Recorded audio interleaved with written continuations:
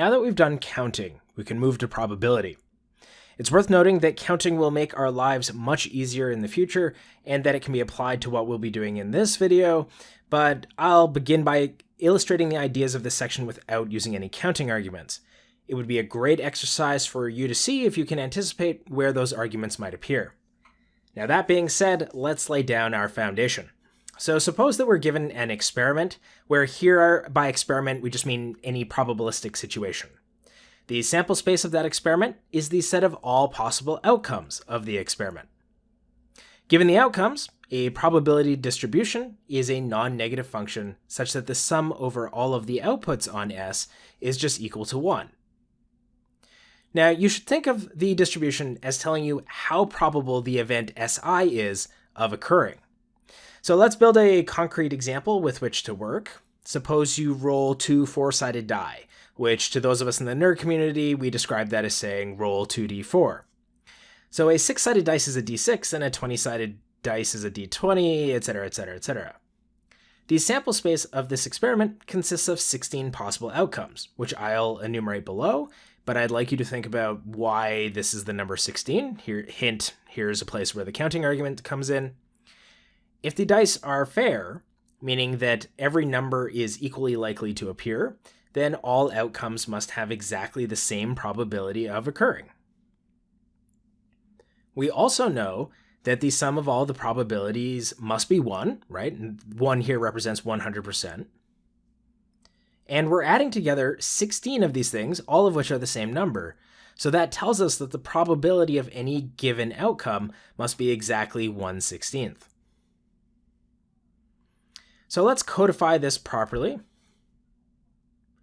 If you're given a sample space S and a probability distribution P, we say that the distribution, or the experiment, is equiprobable if all of the events have exactly the same probability of occurring, which we write mathematically like this. Now we need to expand on this a little bit. We usually want to know the likelihood of some special outcome of the experiment. If we use our 2d4 example above, let's ask something like, what's the probability that the 2 dice add up to the number 6?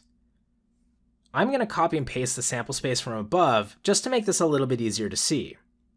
We can just go through and find the pairs which add up to 6, and I'm going to highlight them in blue here. The probability is thus the sum of the probabilities of each outcome. Each event has probability 1/16. That gives us 3/16 total. So let's write down what we just did mathematically. Again, let's suppose that S is a sample space and that P is a probability distribution. An event is a subset of S, and the probability of that event is the sum of the probabilities of all the outcomes of that event. When we're in an equiprobable space, note that we can quickly compute this as the number of elements in E divided by the total number of elements. From our example above, and translating that into the language of our new definition, the event is that the sum of the dice is 6, and we can write that out as so. The outcomes are equiprobable, and there are 3 things in E, so the probability is 3/16. All right, let's do one last example. Again, let's suppose that we roll 2 4-sided die, fair die. What is the probability that the value on the first dice is strictly larger than the value shown on the second dice? Again, I'm going to copy and paste our sample from above. Let's start picking out all of the cases where the first dice is bigger than the second. If E is the event that we're after, then it consists of these 6 elements, and I'll write them out like this. Moreover, we're told that the die are fair, right? So that the outcomes are all equiprobable. Thus, the probability of E is 6/16, or equivalently 3/8.